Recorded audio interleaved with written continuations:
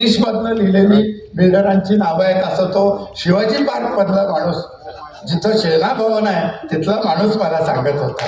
आपली भाषा जिवंत राहायची असेल, तिसऱ्या पिढीमध्ये तुम्ही आम्ही इथं जमलेले सगळे लोक आहोत, ते साधारण 50-60 पार केलेले लोक आहोत. आपल्या घरातली जी तिसरी पिढी आहे, त्या तिसरी पिढीला मराठीचं म्हणजे इथलं कदाचित वातावरण वेगळं असेल, पण त्यांना मराठी मुळाक्षरं वाचता येत नाही. तुम्हाला सांगतो, मराठी वाचता येत नाही, लिहिता येत नाही, सगळं इंग्रजी माध्यमाकडे जे काही चाललेलं आहे. त्यामुळे तुम्हाला सांगतो, जेव्हा माझी नात तिथे जिजा लंडनला, ती एकदा म्हणाली, मी असं काहीतरी रागवलं होतं, तर माझी नात माझ्या मुलीला म्हणाली, प्राचीला, की आई म्हणे आबाचा पापड मोडलाय का म्हणून.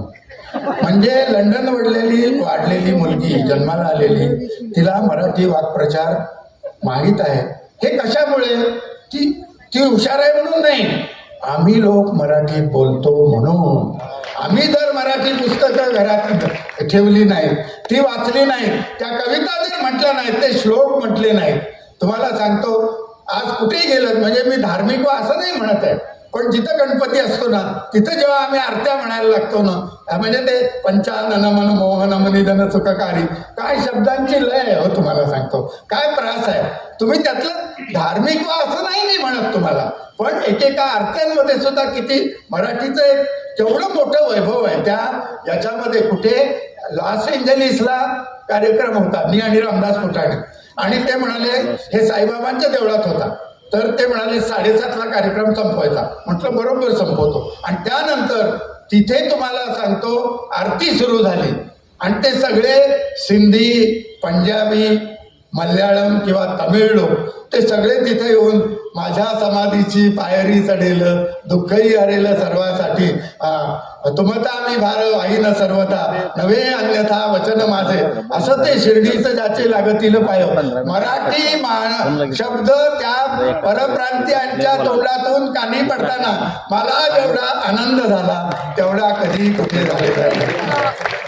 हे सगळं आपण घरात म्हटलं पाहिजे. माझ्याकडे एवढी 1000-2000, हा प्रशांतला माहित आहे, तुम्हाला सांगतो की माझ्या घरात एवढी एका रूम मध्ये 1000-1500हून जास्त पुस्तकं असतील, पण गेल्या 50 वर्षात माझ्याकडचं एकही मराठी पुस्तक चोरीला गेलेलं नाही.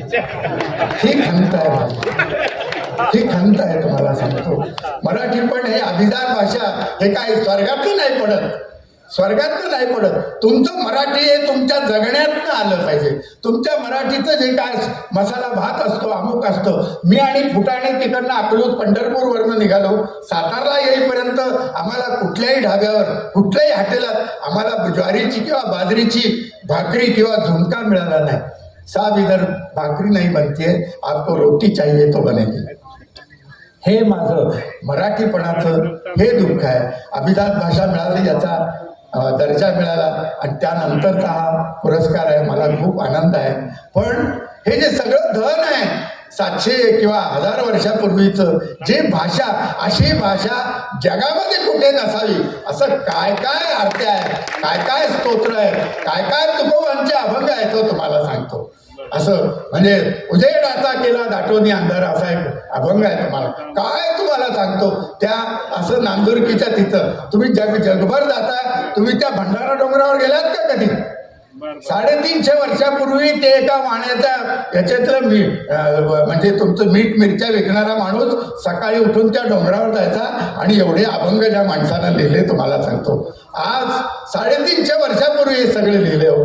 ते जर तुम्ही आम्ही तुमच्या मुलांना, तुमच्या घरातल्यांना, पुढच्या पिढींना हे जर धन आहे मराठीतलं, ते जर पोचवणार नसाल, आणि ज्या माणसांनी हे पोचवण्याचा प्रयत्न केला, ते वंदनीय आबा साहेबराव आबा आंगरकर, त्यांच्या नावानं तुम्ही मला हा पुरस्कार देत आहात. मी खूप त्यांना वंदन करतो. ही जी माती आहे, कारण दुष्ट संहारिले मागे ऐसे उदंड ऐकितो, परंतु रोकडे काही मूळ सामर्थ्य दाखवे, असा सवाल त्या आई भवानीला रामदासांनी केलेला आहे. तुम्हाला सांगतो की हे सगळं जे काही, हे जे काही आमच्या मनामध्ये जे काही शिरतंय, असं की उच्च निश्चतेचं, श्रेष्ठतेचं. मी त्या लंडनला माझ्या मुलीचं ऑफिस होतं, तर म्हटलं ते 10 किंग हेनरी रोड तुला माहित आहे का? म्हणे माझ्या ऑफिसच्या मागच आहे. तर म्हटलं तिथं बाबासाहेब 1920 आणि 21 या काळामध्ये राहत होते आणि तर म्हटलं तिथं जायचंय मला. तर मी तिथं गेलो.